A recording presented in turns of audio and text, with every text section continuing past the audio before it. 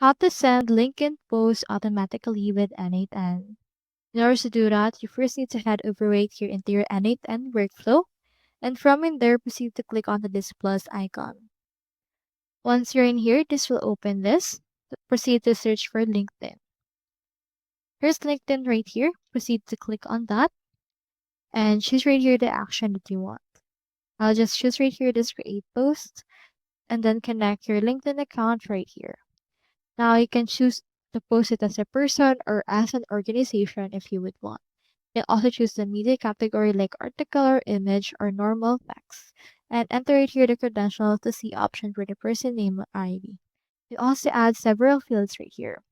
As for the text, you can input right here a fixed text, like for example, follow for more tips. Or you can also add an expression depending on the input that you have on previous notes. Once you're done, you can head back and execute this step if you would want.